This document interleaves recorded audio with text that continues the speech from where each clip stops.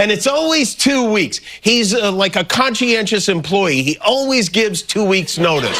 I'll be making a big decision on the Paris Accord over the next 2 weeks. We're signing a health care plan within 2 weeks. We call it the gold card, and we're going to start selling hopefully in about 2 weeks. When Jimmy Kimmel looked into his camera at 11:35 at night and said the one thing the White House had spent all week hoping nobody would say out loud, Donald Trump didn't call a press conference. He didn't address the contradiction. He picked up his phone and attacked the ratings. And that response told the audience everything the White House refused to say directly. The studio was warm and bright, the kind of brightness that has nowhere to hide. Every seat packed, every camera live. The audience settled in with the easy energy of people expecting a good night, not knowing yet that what they were about to witness wasn't just a monologue. It was an ambush that had been announced in advance. At 11:35 at night, while the White House was dark and quiet, Jimmy Kimmel stood behind his desk with a sheet of paper, a calm smile, and an archive that never forgets.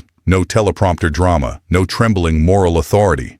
Just a man with a timeline, a studio audience, and the full weight of the public record behind him. Somewhere in Washington, the tape was already rolling. Donald Trump had spent a decade building a political brand on a single, load-bearing promise: strength. Decisive leadership, relentless confidence, no hesitation, no contradiction, no visible crack in the wall. He had walked into every room the same way, fast, certain, loud, and it had worked. Supporters saw a fighter, opponents saw chaos, but nobody saw contradiction. The brand held because nobody had held it up to the light long enough, until someone did. Every night, with a smile, Jimmy Kimmel held it up to the light. He didn't enter the way Trump enters rooms. He didn't swagger or dominate or fill the space with volume. He sat down behind his desk, straightened the paper in front of him, and looked at the camera the way a man looks at something he has already figured out. That calm was not accidental. It was a weapon. The week had begun unremarkably enough. Then Thursday night arrived, and with it, the sentence that the White House would spend the next 72 hours trying to recover from. Kimmel turned to his audience, voice easy, unhurried, almost conversational. "When we left you last week on Thursday night," he said, "we were not at war, and today we are at war." A beat. I used to say the one thing that surprised me about Donald Trump, in a good way, is that he hadn't gotten us into any wars. The audience absorbed it. Some laughed, some didn't. That single sentence, "used to," was the entire argument. Not a lecture, not a policy breakdown, just a two-word past tense that contained everything the White House had hoped the public wouldn't notice all in one breath. By the next morning, the clip had traveled, and Donald Trump, who has always understood media better than his critics give him credit for, understood exactly what had happened. He knows how to generate headlines. He knows how to dominate a news cycle. He knows how to make himself the story. Chaos has been his terrain for a decade, but chaos only works when you appear to be in control of it. The moment chaos starts framing you instead of the other way around, the entire equation flips. Kimmel had flipped it, armed with nothing but a monologue and an archive. Trump reached for his phone. Jimmy Kimmel was fired because he had bad ratings, Trump posted. He said a horrible thing about a great gentleman known as Charlie Kirk. Jimmy Kimmel is not a talented person. He had very bad ratings, and they should have fired him a long time ago. A sitting president of the United States, weighing in on a late-night host's employment status, not addressing the contradiction, not explaining the war, not clarifying the timeline, just attacking the man holding the mirror. The audience watching that response didn't need a translator. When your strongest counter to a factual critique is he has bad ratings, you have just told the room exactly which argument you don't have an answer to. Kimmel returned to his desk the next night and smiled. "If you're watching in bed at the White House," he said, looking directly into the camera, "you might want to stay up, because we are definitely going to be talking about you, girl. No outrage, no trembling, no lecture, just calm, almost amused. The tone of a host welcoming a guest into a room where all the furniture has already been rearranged. That tone was a choice, a deliberate one, because outrage can be dismissed as bias. Anger can be labeled partisan, but calm reads as confidence. And in a room built entirely on projected confidence, a challenger who never raises his voice is the most threatening person in it. The White House had been warned, politely, with a smile, in front of a cheering studio audience. What came next was not an ambush. It was a reckoning that had been announced in advance. Kimmel pulled up the clip. Trump, on camera, speaking plainly. Sometimes you need a dictator, but it's all common sense. Kimmel didn't editorialize. He didn't add a graphic or a music sting or a dramatic pause. He just played it and let the silence after it do the work. Because here is the thing about power. It only looks invincible until someone starts replaying the tape. Then came the timeline. Kimmel held up the paper and read it the way a teacher reads a student's contradictory answers back to them. Evenly, without drama, without accusation. In retrospect, he said, we should have seen this coming 2 weeks ago when Trump convened the first meeting of his new Board of Peace. A beat. He met with the Board of Peace. 8 days later, we're at war. The audience processed it. The math was simple.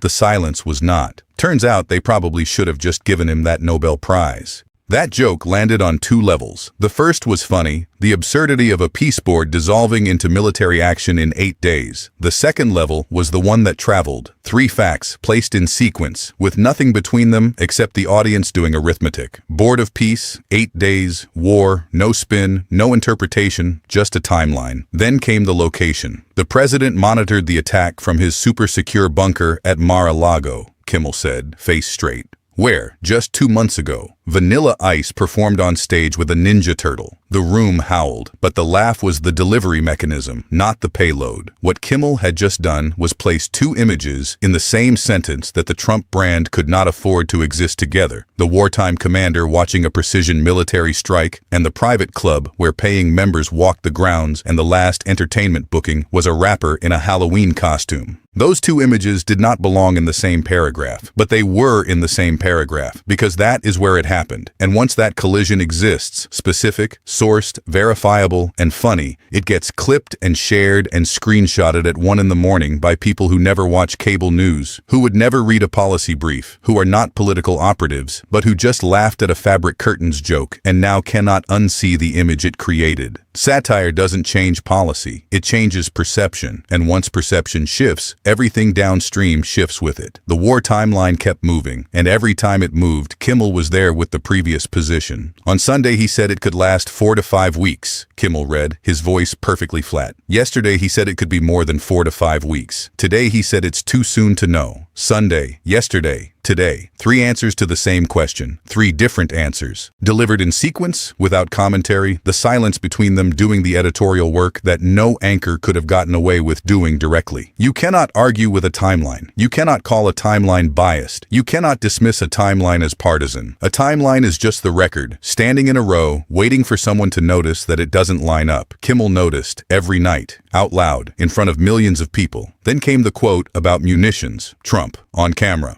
We have a virtually unlimited supply of these weapons. Wars can be fought forever and very successfully using just these weapons. Kimmel waited for the clip to finish, let the last word land, then looked at the camera and said quietly, "Oh good, the war can be fought forever." 5 words, completely deadpan. No theatrical horror, no raised eyebrows, no dramatic pause, just 5 words dropped into the silence after a presidential quote about infinite munitions, and then allowed to sit there. That is craft. A comedian who understands that the most effective response to an absurd statement is sometimes not a joke. It's an agreement, because when you agree with something absurd, out loud, in public, the absurdity suddenly becomes visible to everyone in the room. Then came the closing move, and it wasn't Kimmel's. He reached for a document. Not a leaked file, not an opposition research packet, a Wall Street Journal op-ed from 2023, written by a Trump endorser, a senator who explained exactly why he was supporting Donald Trump for president. Kimmel read it aloud. I know he won't recklessly send Americans to fight overseas. He folded the paper, looked at the camera, said nothing, because nothing needed to be said. The senator had written it. Trump had started the war. The archive had done its job. The tape had played itself. That was the whole strategy. Not partisan attack, not liberal media bias, not a comedian playing politics, just the record standing in a row and one man with a microphone making sure the room stayed long enough to read it. Strength is loud. Everyone can hear strength. Strength fills a room, dominates a news cycle, and trends on social media before breakfast. But doubt doesn't announce itself. Doubt is patient. Doubt waits for the tape to catch up. And sometimes in the quietest rooms, on the smallest screens, at 11:35 at night when someone can't sleep and opens their phone, doubt whispers. And that whisper travels further than any shout. Donald Trump called Kimmel untalented. He questioned the ratings. He did what he always does. Leaned into confrontation, reframed the attack, and kept moving. For his base, it worked. It always works. But swing voters aren't evaluating through loyalty. They're evaluating through coherence. Does the story make sense? Do the decisions align with the promises? Does what he said match what he did? Kimmel never answered those questions. He just kept asking them. Every night, under studio lights, with a smile, holding the same piece of paper the subject had signed years earlier. The receipts never expire. Subscribe, turn on notifications, because the tape is always rolling, and the archive never forgets.